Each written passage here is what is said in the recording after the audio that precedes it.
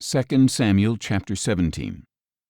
Furthermore, Ahithophel said to Absalom, "Let me choose 12,000 men and set out tonight in pursuit of David. I will attack him while he is weak and weary. I will throw him into a panic, and all the people with him will flee. I will strike down only the king and bring all the people back to you as a bride returning to her husband. You seek the life of only one man, then all the people will be at peace." This proposal seemed good to Absalom and all the elders of Israel. Then Absalom said, "Summon Hushai the Archite as well, and let us hear what he too has to say."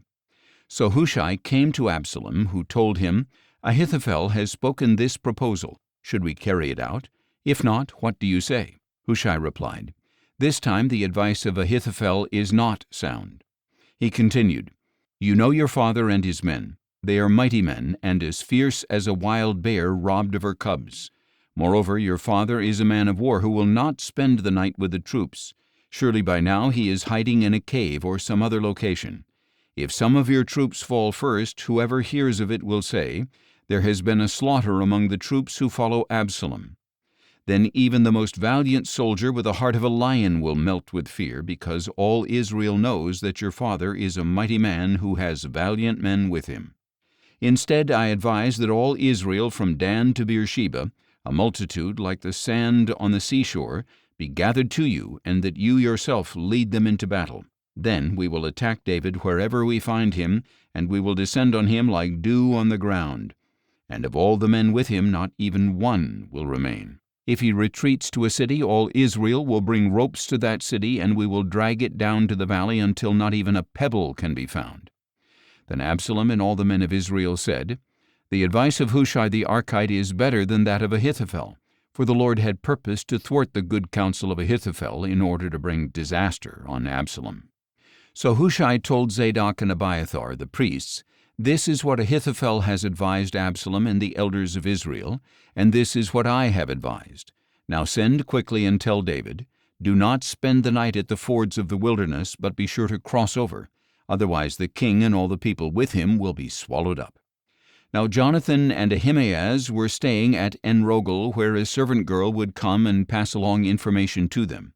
They in turn would go and inform King David, for they dared not be seen entering the city. But a young man did see them and told Absalom. So the two left quickly and came to the house of a man in Bahurim. He had a well in his courtyard, and they climbed down into it. Then the man's wife took a covering and spread it over the mouth of the well, scattering grain over it so nobody would know a thing.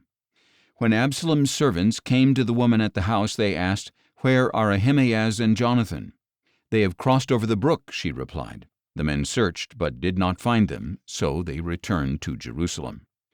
After the men had gone, Ahimaaz and Jonathan climbed up out of the well and went to inform King David, saying, "Get up and cross over the river at once, for Ahithophel has given this advice against you." So David and all the people with him got up and crossed the Jordan. By daybreak there was no one left who had not crossed the Jordan.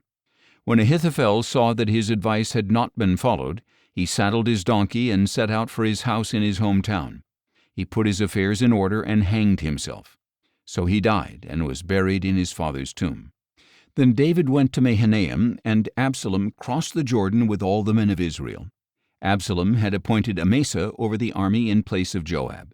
Amasa was the son of a man named Ithra, the Ishmaelite, who had married Abigail, the daughter of Nahash, and sister of Zeruiah, the mother of Joab. So the Israelites and Absalom camped in the land of Gilead.